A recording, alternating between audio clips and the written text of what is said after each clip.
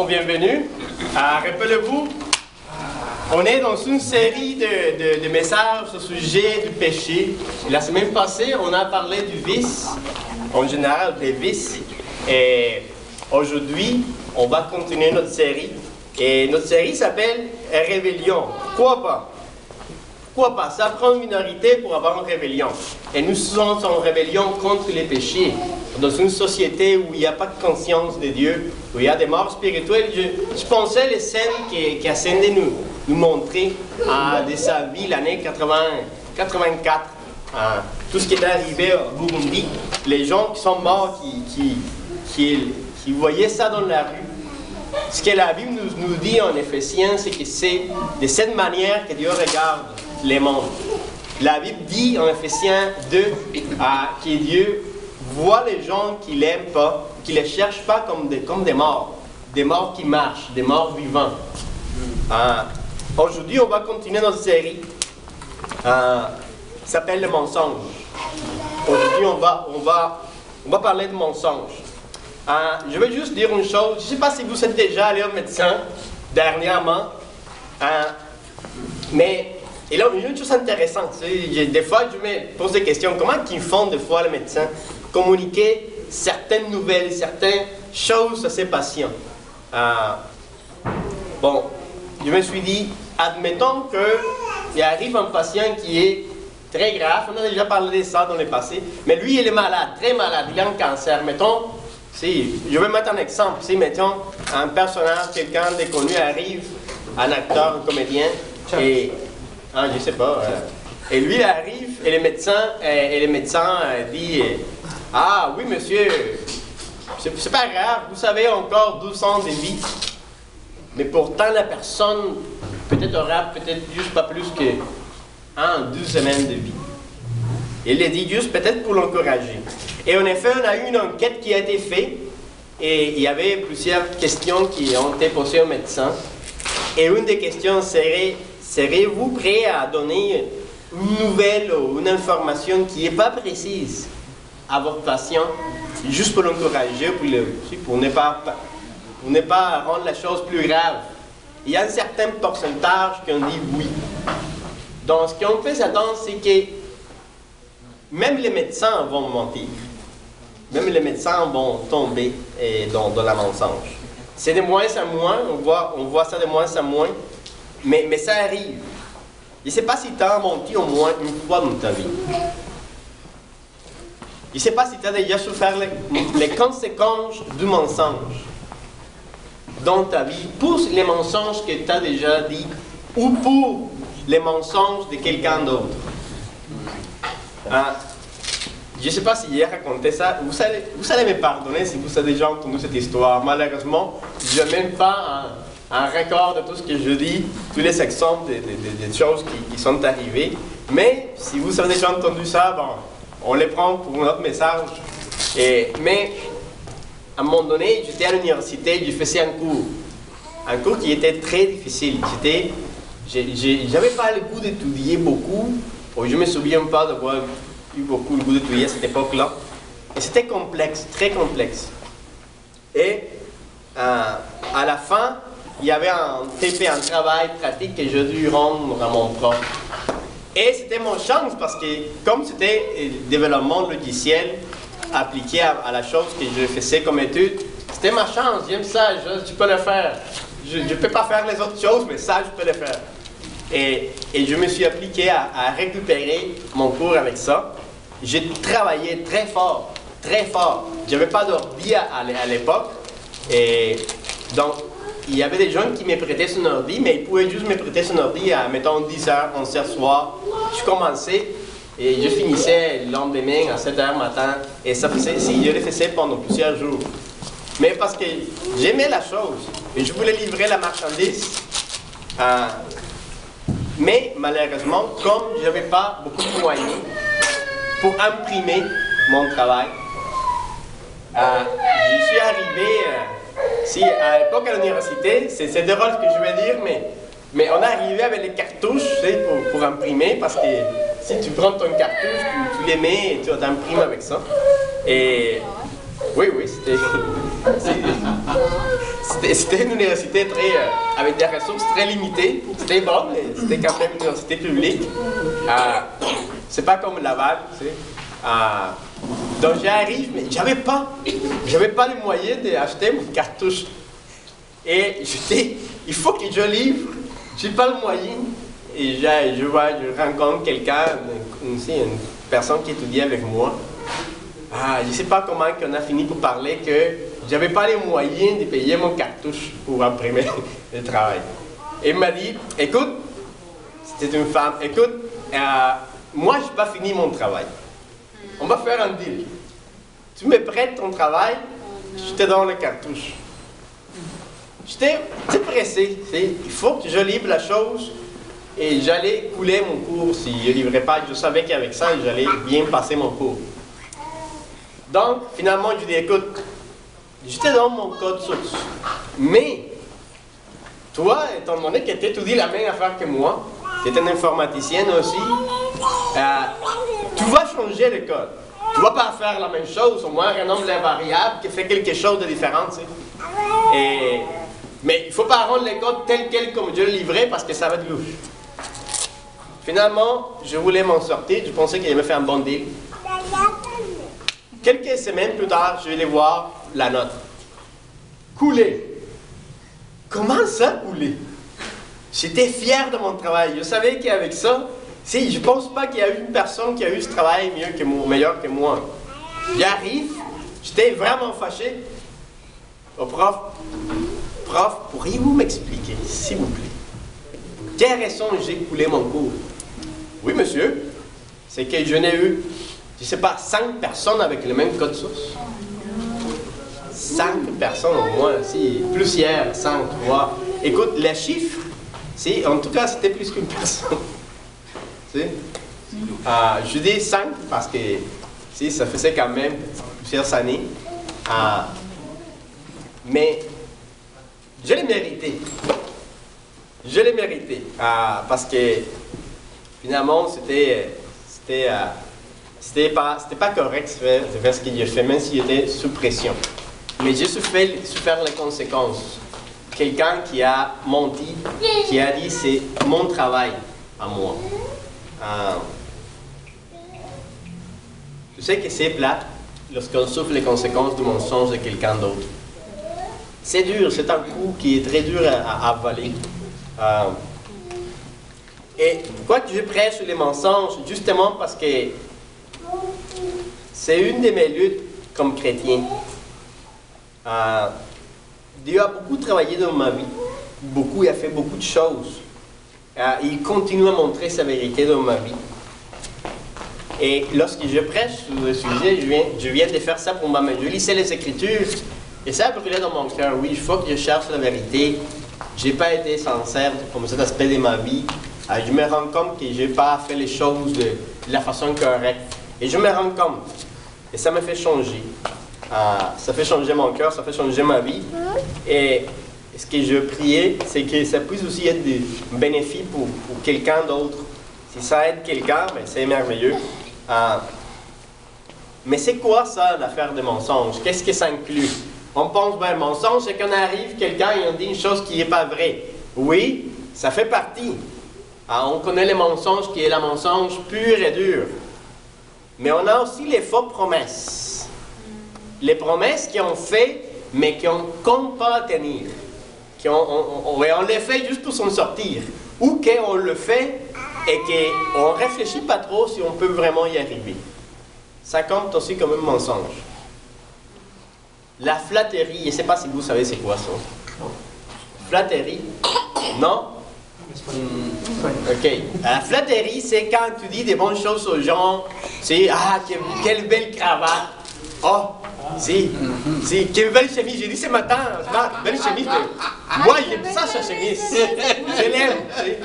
Ok, quand tu dis, tu es tellement patient, mais vraiment, tu le crois vraiment pas. Tu le dis juste pour flatter. Comprenez-vous? Avez-vous compris? Je ne veux pas dire ça en espagnol ou en d'autres langues. Parce que c'est important que l'idée rentre en français. Mais la flatterie, l'hypocrisie, je n'ai pas besoin de vous expliquer c'est quoi ça. L'hypocrisie, Et aussi les demi-vérités. Et il y avait une histoire, j'espère que ça va bien sortir pour expliquer c'est quoi cette affaire de demi-vérités et tout. À un moment donné, il y a un bateau. Il y avait le chef de cuisine, il y avait le chef du bateau. Et le chef du bateau, il n'aimait pas du tout les chefs de cuisine. Et il voulait chercher. Un jour, je vais chercher quelque chose, je vais le faire tomber. Et un jour, le chef de cuisine, il prépare quelque chose, il est malade. Il est très malade, il est intoxiqué, je ne sais pas quoi. Et, il est malade. Donc, le capitaine a écrit dans le journal du bateau. Le chef de cuisine était sous. Oh. Et le chef de cuisine arrive. Hein? C'est quoi ça? Vous avez dit que j'étais sous. Ah? C'était écrit, ça reste écrit. Ça reste comme ça. C'est la vérité, c'est un fait, et les faits restent dans le journal. C'est le capitaine. Un jour, écoute ça. Un jour, c'était le cuisinier qui était en charge du journal. Oh! Tu sais qu'est-ce qu'il a écrit? Il a écrit la vérité. Il a dit, ce jour, le capitaine est sobre. Ce jour, le capitaine est correct. Oh! Oh! Et le capitaine arrive. Mais pourquoi vous écrivez ça? C'est la vérité, ça reste comme ça. C'est la vérité, les demi-vérités, les exagérations. Je t'ai dit 100 millions de fois de ne pas faire ça. Je ne pense pas qu'on a le temps de dire 100 millions de fois la même chose. Ou simplement de ne pas dire la vérité. Surtout dans des contextes où on sait que c'est important de le dire. Je ne dis pas avec ça qu'il faut révéler tous les secrets qu'on connaît.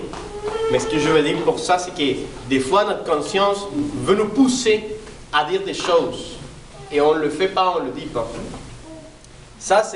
Tout ça, je ne dis pas que c'est la liste exhaustive de tout ce que ça inclut, mais ça nous donne une idée. Et là, tu peux voir ça, il y a plein d'écritures dans la Bible. Je pense qu'à peu près chacun des cas ici, dans la Bible, des écritures qui parlent de ça. Si quelqu'un est intéressé, je donne le lien avec une liste très, très exhaustive.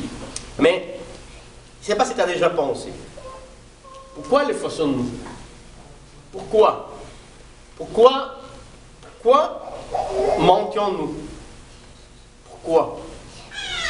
Qu'est-ce qui pourrait nous pousser à le faire? Qu'est-ce qui pourrait nous pousser à exagérer, à dire de demi-vérités, à ne pas être sincère, à être hypocrite, à flatter ou peu importe? Je cherchais, il y a plein de raisons et je pense qu'aussi on a tout ça qui est dans la Bible. Vous pouvez trouver des histoires, des choses et on va lire plus tard.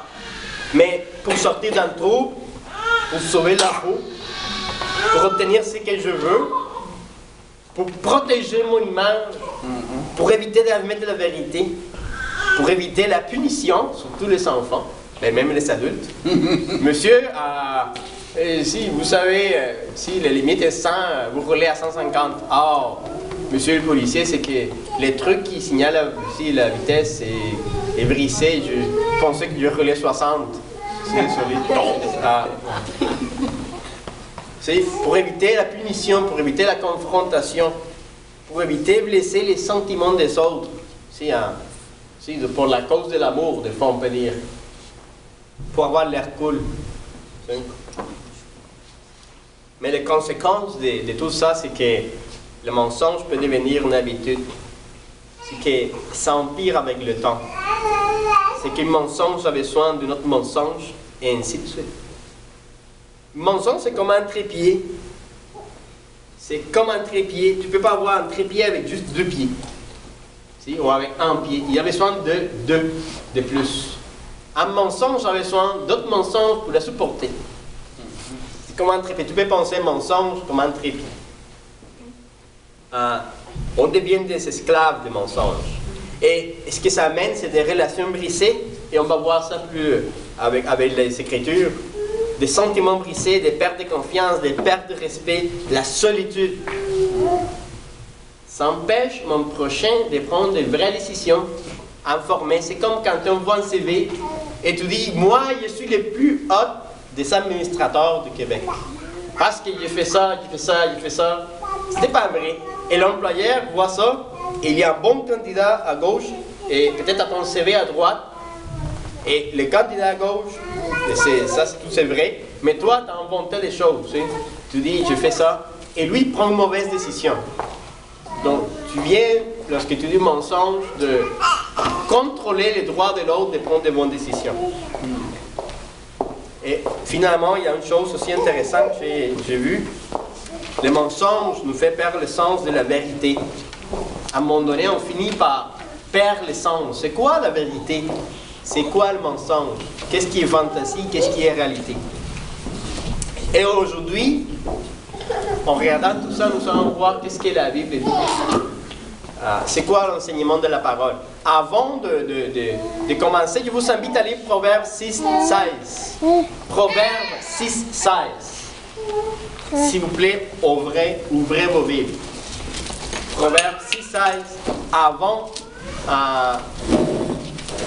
ça, je vais vous inviter à m'accompagner dans une prière.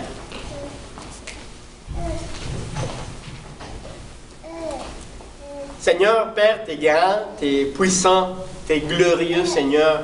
Combien nous voulons connaître ta gloire, Père. Combien nous voulons savourer la victoire, ta présence, Seigneur. Le paradis promis, le ciel, ta présence parmi les singes, Père. Mais Père, dans ta parole dit que dans le ciel, dans la nouvelle terre, il n'y a rien d'impur qui rentre. Il n'y a pas de mensonge, il n'y a pas d'immoralité, il n'y a pas d'impureté. Seigneur, c'est juste...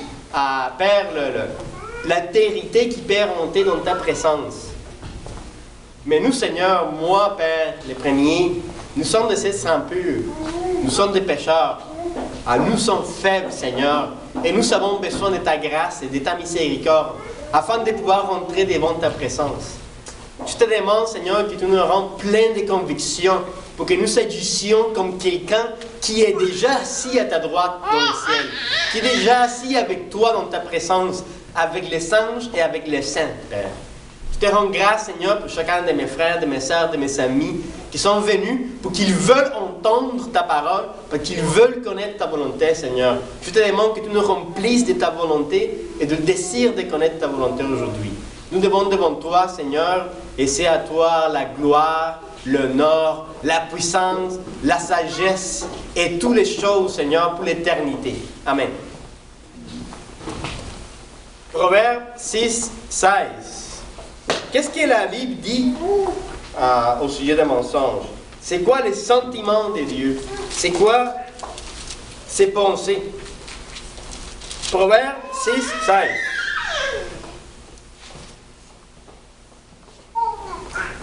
Mieux vaut acquérir la sagesse que de l'or, l'intelligence, que de l'argent. Les hommes droits se détournent du mal, car surveiller sa conduite, c'est veiller sur sa vie. L'orgueil conduit... excuse-moi, je suis en train de lire. Excusez-moi, je lis 16 et 6, 16. Excusez-moi. Proverbe 6, 16. Ça, c'est mieux. Il y a 6 choses que le Seigneur déteste et ne supporte absolument pas. Le regard orgueilleux, la bouche qui tremble, les mains qui font couler le sang innocent, l'esprit qui projette l'injustice, les pieds qui courent faire le mal, les faux témoins qui débitent des mensonges. Mais il y a aussi une 7e, l'homme qui sème la discorde entre frères. Regarde, il y a une chose intéressante, je ne sais pas si tu as remarqué ici, il dit la bouche qui tremble. Mais après, les faux témoins qui débitent des mensonges.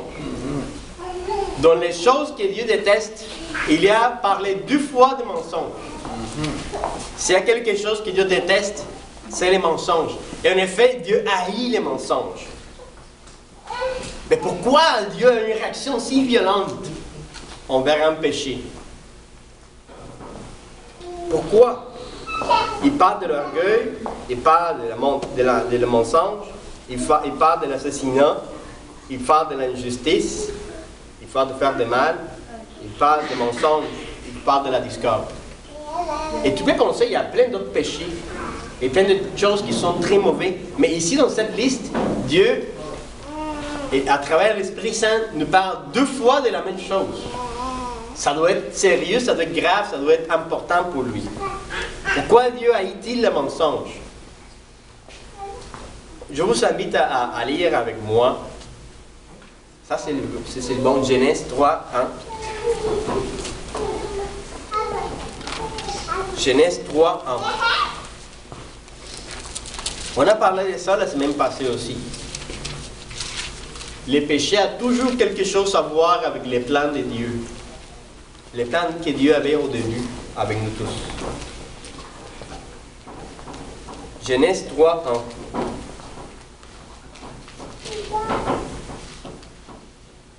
Le serpent était le plus rusé de tous les animaux sauvages que le Seigneur avait fait. Il demanda à la femme, « Est-ce vrai que Dieu vous a dit, vous ne devez manger aucun fruit du jardin ?» La femme répondit au serpent, « Nous pouvons manger les fruits du jardin, mais quant au fruit de l'arbre qui est au centre du jardin, Dieu nous a dit, vous ne devez pas en manger, pas même y toucher, de peur de mourir. » Le serpent répliqua, « Pas du tout, vous ne mourrez pas. Mais Dieu le sait bien. Dès que vous en aurez mangé, vous verrez les choses telles qu'elles sont. Vous serez comme lui capable de savoir ce qui est bien, ce qui est bon ou mauvais. » J'ai une question juste pour voir comment on suit la lecture. C'est qui a dit le premier mensonge? Ça, j'aimerais ça vous entendre. C'est qui a dit le premier mensonge?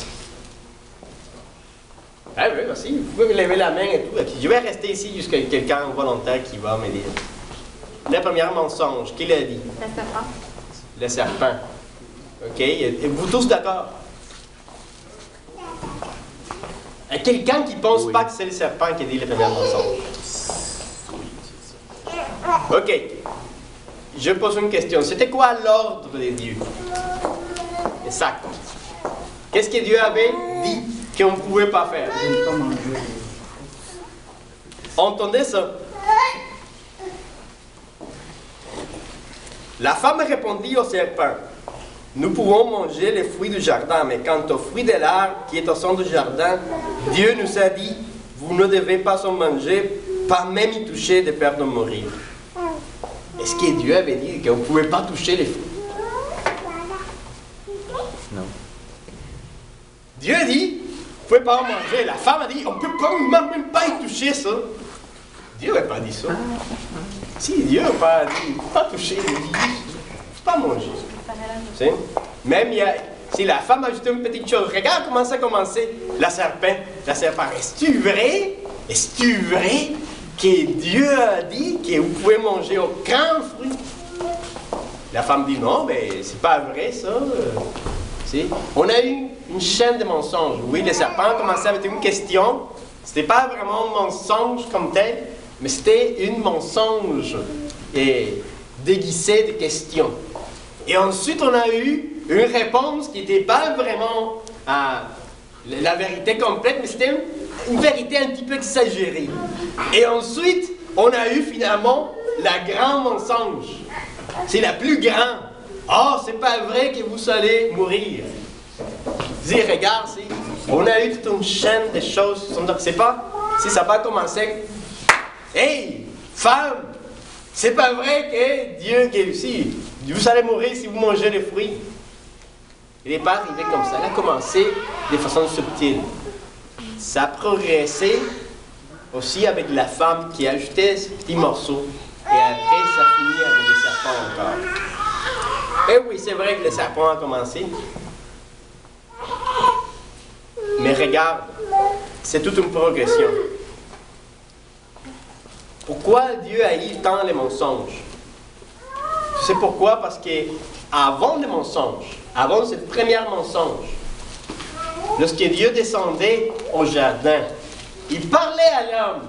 il est arrivé, peut-être il était assis avec lui, peut-être il est regardé, peut-être il est... C'était bon. C'était une bonne relation. Mais après le mensonge, après ces moments-là, une relation que Dieu avait beaucoup dans son cœur a été brisée. Un lien de confiance a été brisé. Un mensonge qui a brisé le lien de confiance entre Dieu et l'homme. C'est pourquoi Dieu a eu les mensonges. C'est l'une des raisons pour lesquelles Dieu a eu les mensonges. Parce qu'il avait une relation avec nous. Le mensonge a brisé ses relations avec nous. Nous avons perdu la relation la plus précieuse au monde. La meilleure relation qu'on aurait pu avoir à cause du mensonge. Regarde ce qui est arrivé avec nous. Dieu nous avait fait parfaits, immortels, sans faute, innocents, sans péché, sans maladie, parfaits. Et le mensonge va contre le plan de Dieu. Il avait un plan pour nous, et le mensonge a rentré. Et on n'avait plus la même condition. On est devenu mortel, on est devenu des êtres faibles, on a laissé rentrer la maladie et la malédiction. Je ne sais pas si tu as déjà eu l'expérience de perdre un lien de confiance avec quelqu'un à cause de mensonge. Je ne sais pas si c'est déjà arrivé. Je ne sais pas si tu peux penser à ce moment-là, à un instant où peut-être tes sentiments ont été blessés, ou peut-être tu as blessé les sentiments de quelqu'un à cause d'un mensonge. C'est la même expérience qui était arrivée dans le jardin. Ce que Dieu avait avec Adam et Ève, c'était une relation père-fils qui était complètement cassée. Mais c'est sûr que Dieu a donné une solution à tout ça, parce qu'il est miséricordieux. Mais ce n'était pas son plan au début. Pourquoi Dieu n'aime pas le mensonge? Parce que ça brisait notre relation avec lui. Le mensonge qui est rentré a brisé notre relation avec lui. Pourquoi de plus? 1 Jean 5:20, je vous fais promener. Je sais que c'est beaucoup d'écriture, mais c'est nécessaire pour la cause. 1 Jean 5:20.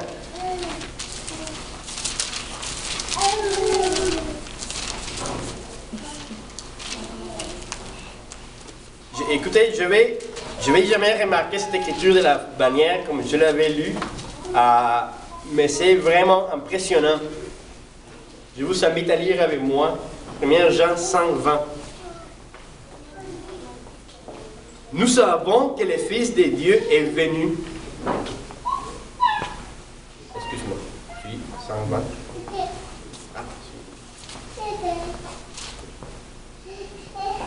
Ok, oui.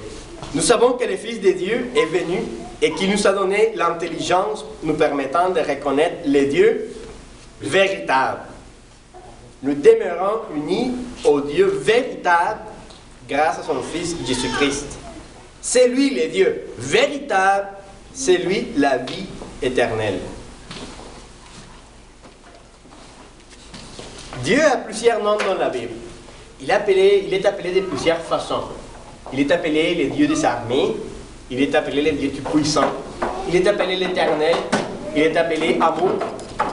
Et ici, il est appelé le véritable. Le véritable. Il le dit 3 fois dans le même verset. 3 fois. C'est important. Si tu regardes un verset, c'est répété 3 fois. Dieu le véritable. Dieu le véritable. Dieu le véritable. 3 fois. Il y a une chose qui c'est pas que Dieu ne dit pas des mensonges.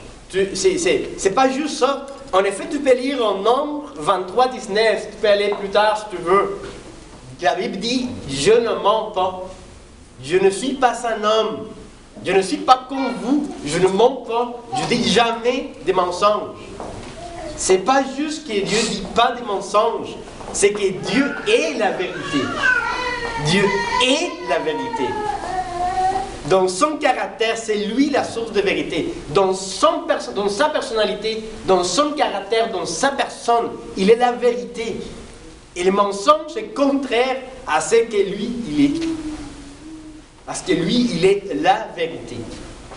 Mensonge va contre ce que Dieu est en essence, la vérité.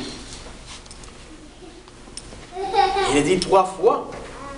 Et en étant le mensonge contraire au caractère de Dieu, et en étant le mensonge quelque chose qui a brisé notre lien avec lui, c'est pour cela que lui, il haït le mensonge. Regarde, la Bible dit, il déteste. C'est pas j'aime pas, c'est pas j'évite, c'est je haïs. Il y a un vocabulaire qui est très important à tenir compte.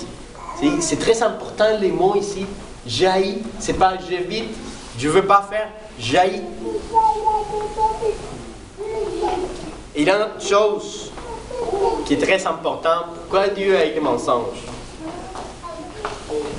Jean 8, 42.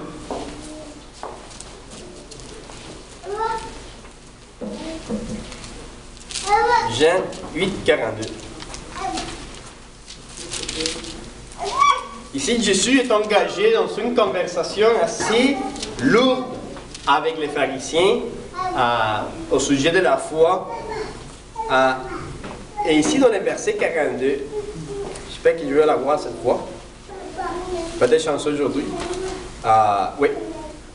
Jean 8, 42. Jésus leur dit, si Dieu était vraiment votre Père, vous m'aimeriez car je suis venu de Dieu et je suis ici de sa part.